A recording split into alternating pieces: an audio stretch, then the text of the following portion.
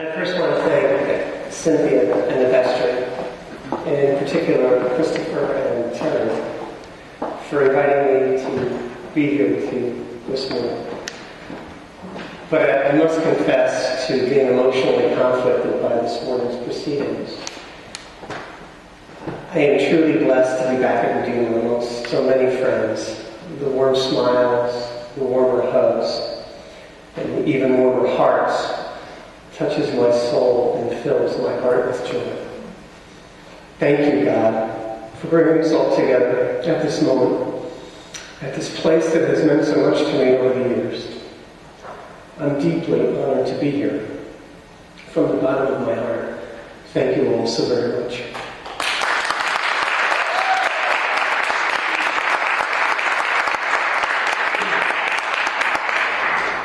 But it is what brings us together this morning that is at the core of my conflict. We are here to mourn and to pray for our dead. Amidst my own sense of personal happiness, there also exists feelings of profound solemnity and sadness. Another year has passed, and still more transgender people have been murdered out of fear, out of misunderstanding, out of utter hatred. A troubling byproduct of a society that still doesn't get, or care to get, who we are. It saddens me, it frustrates me, and it angers me. Perhaps you share these emotions over others, just as disquieting. I ask that we put them to the side for a few moments so that we, as a community of faith, can stand together and honor those of our family who have left this life in the past year. Honor them because they had the courage to embrace their authentic selves and live their life on their own terms, no matter the cost. Honor them because they stood up for who they are as a person, as a human being, regardless of what society says about them. Honor them because just like us, they are children of God. I consider myself a two-spirited person because I am blessed to live a life in two genders. But it always wasn't like that. I had to learn my lessons. I had to evolve as a person, and I had to give myself the opportunity to live into myself each and every day. I had to accept myself as a person God intended me to be. Let me take you back for a moment to the fall of 2003. I had it all. White picket fence, house in the burbs, commuted on the train to work in the city, like so many others do in the bedroom communities of Morristown. But it was all a lie. A house of cards, just waiting for a strong gust from the winds of reality to blow it over. And it did. Right to the ground. I was basically at the end of the line. 40 plus years of putting up appearances, fighting a good fight, and living on someone else's terms had taken their toll. I just couldn't do it anymore.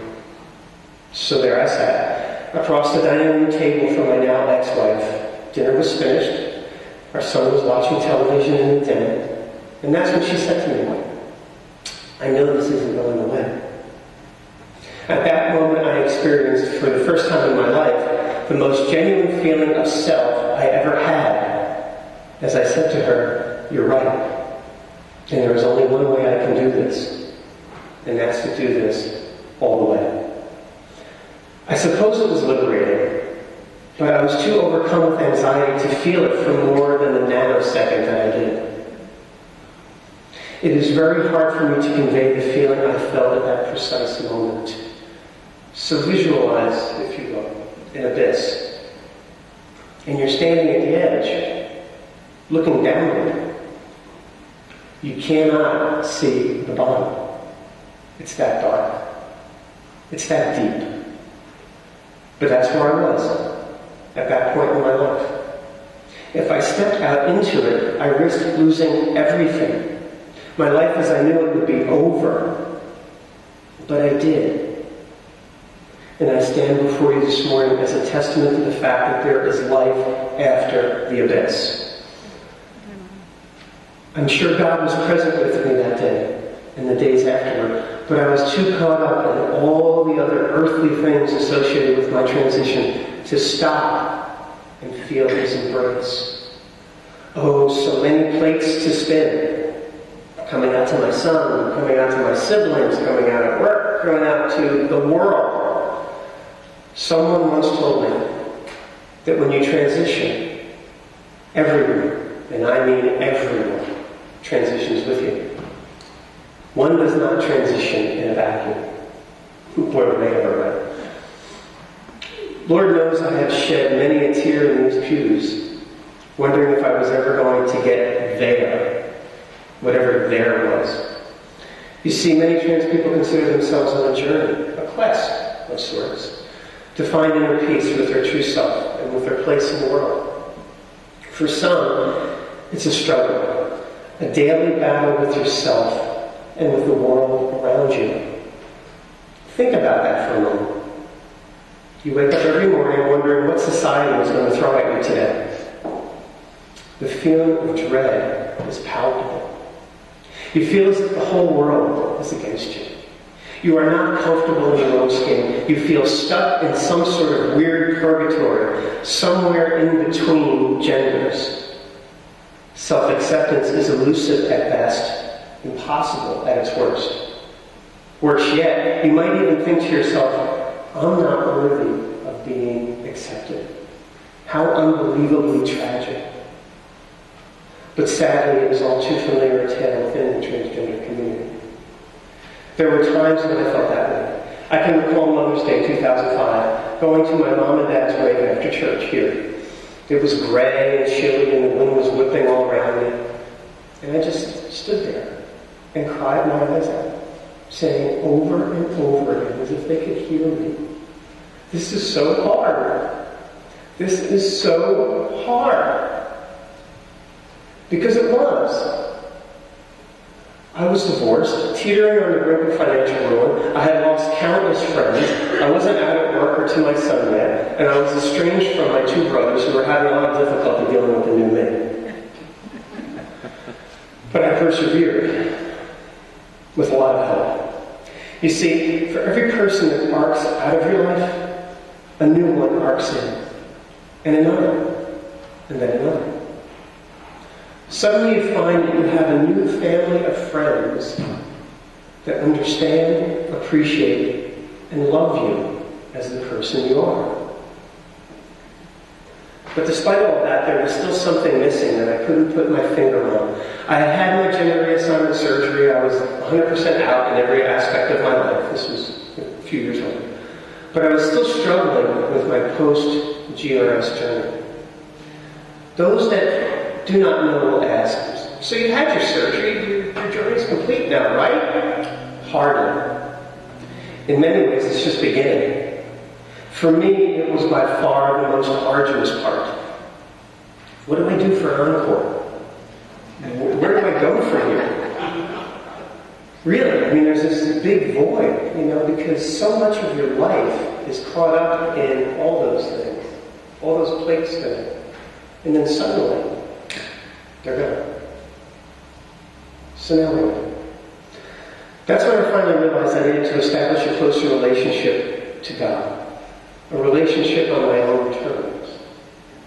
Then through God's divine providence, I met Sister Louisa, a Dominican nun living in Tucson, Arizona, after having to relocate from her native Louisiana in the aftermath of Katrina, whose calling from God, she believes, is to minister to the transgender community. With the full support of her order, I met in. We met at a trans conference in Tucson in the spring of 2008, and I went out to the desert. The metaphor was not lost on me. And on retreat in July of that same year, seeking a closer relationship with God and with Jesus. What I found was that, and so much more. Answers to particular struggles that I was experiencing at the time. My struggle with humility and my place in this world. What is it that God wants me to do with my life? Tell me. The answers came through the scriptures and continue through the phone conversations we have to this day. Honor him through using the gifts he has given me. But first, I have learned I must claim them. To let my inner light shine so that it can become a beacon of light and hope for those that follow me. One of my favorite passages in the Bible is Matthew 5:14-16. And it speaks directly to this. You are the light of the world. A city set on a hill cannot be hidden. Nor do people light a lamp and put it under a basket, but on a stand, and it gives light to all in the house. In the same way, let your light shine before others, so that they may see your good works and give glory to your Father who is in heaven.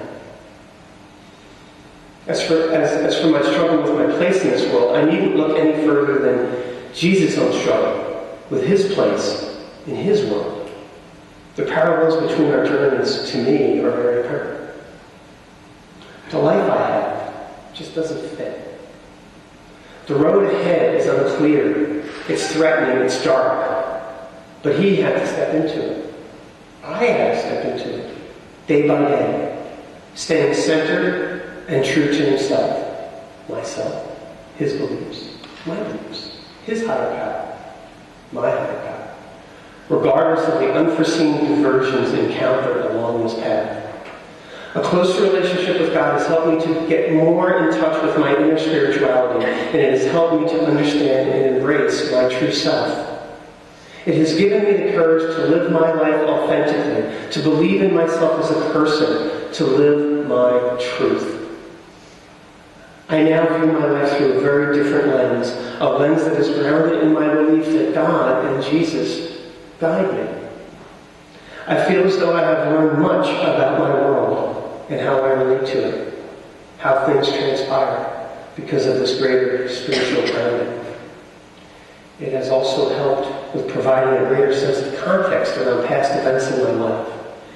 It's comforting now to know that God was always there for me throughout every step of my life, during the good times and the not so good times, the times I'm most proud of and those that I am not. The cause and effect relationship between what happens here on earth and my God is now more apparent than ever. I have learned that life is a circular, not linear experience. It's brought me back here today, hasn't it? My new mantra of sorts is, God, help me to choose to live as fully as I can today. And help me to die as fully as I can today. A couple of years ago, I spoke at an event benefiting the center, where I was asked to speak about my own story of coming out and what my journey to find my true self was all about. I talked about what the center meant to me then and now, and I talked about how it changed my life. I wanted to explain how I found friendship, compassion, community, how I began to find myself, and in so doing, sowing the strength I needed to move forward with my transition after decades of shame, guilt, and denial. I can say those exact same words about Redeemer. So much of my formative years were spent here with many of you as I began to take my first steps towards finding and being comfortable with my true self. I will never forget when I first walked through the doors of this church. I was scared. No, not that frightened. Despite everything that Terry told me, in the days leading up to my coming here for the very first time, I had my doubts. Could the people here really be that friendly, that accepting? Nah, not possible. But was I ever wrong? It's hard for me to put into words how much all of you and this church community means to me. Whether you realize it or not, you changed my life. And for that, I am eternally grateful.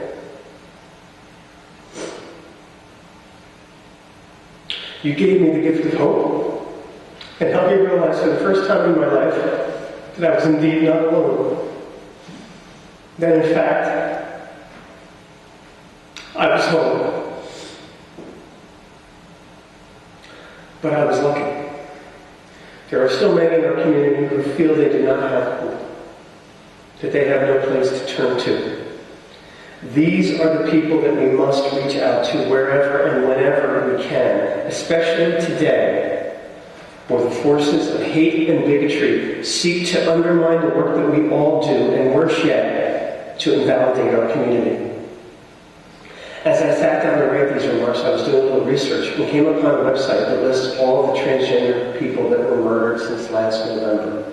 The number is staggering. Many of the entries contain a picture of the deceased. Most were smiling broadly, happy, no doubt, to at last be comfortable in their own skin. Listed beneath each picture was the manner in which each person's life was ended. One more hideous and violent than the one before it. I will be forever plagued by the image in my mind's eye of the inhuman way in which those we mourn today died. As I looked at their faces and into their eyes, I could not help but think about the last thing those eyes must have seen in their last seconds on this earth. A life ended. A voice silenced. A dream shattered. Family and friends left with only one question to ask. Why? What saddens me most is that they were never recognized as the human beings they are.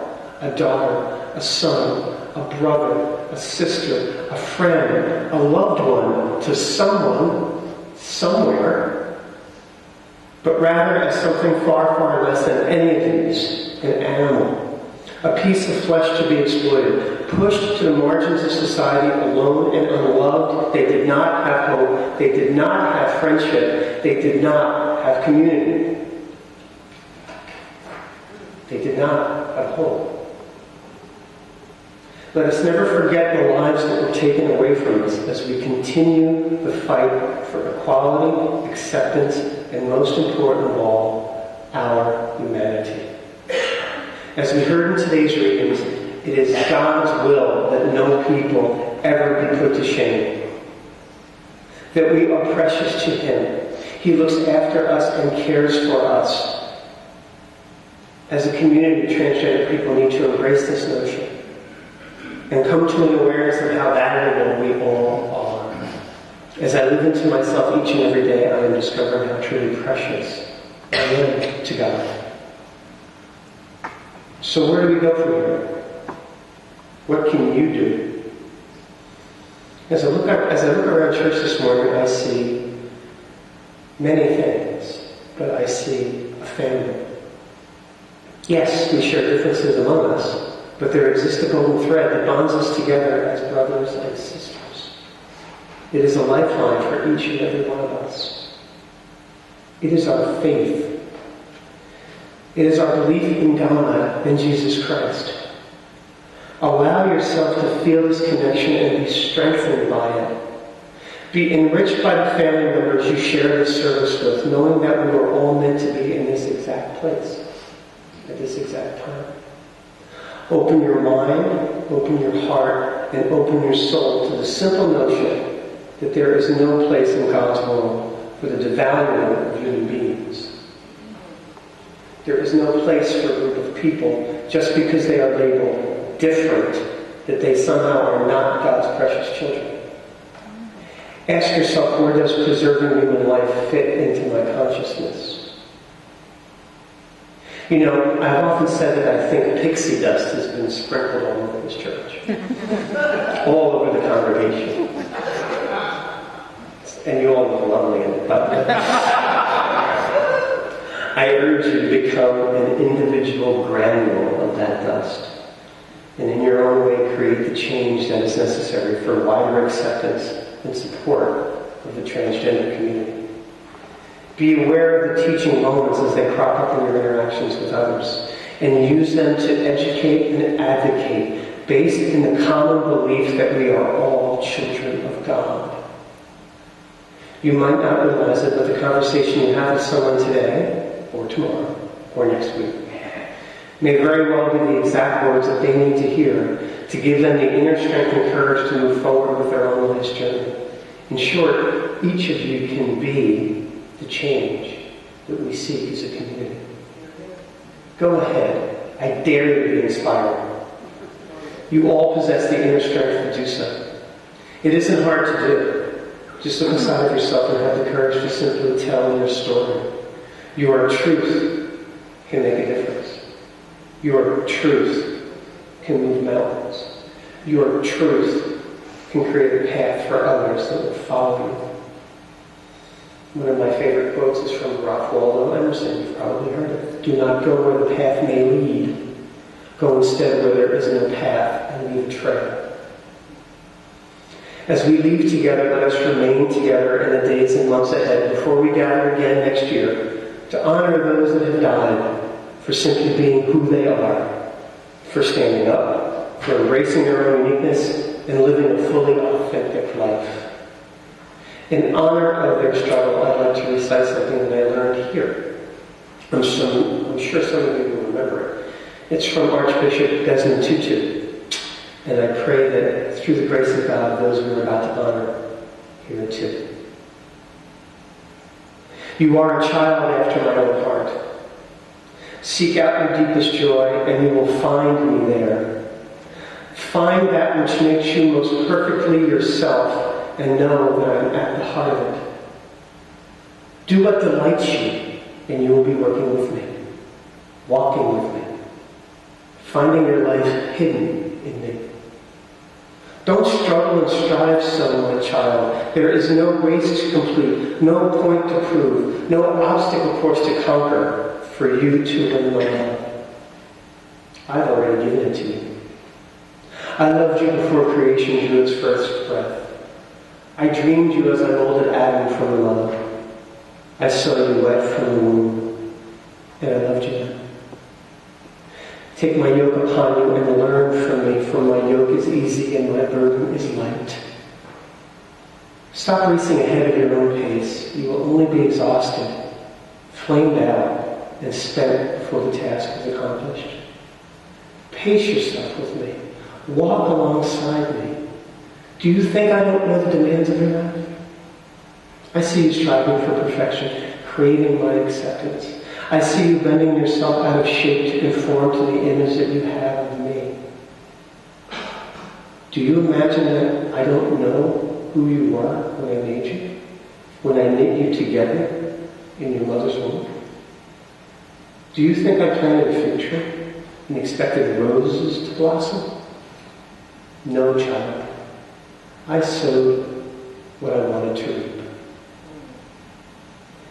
I urge you to take the essence of each one of those that we are going to be honoring with you and be nourished for your journey. Do not let their deaths be in vain. Let their light be your light. Let it illuminate the path to your own happiness and fulfillment.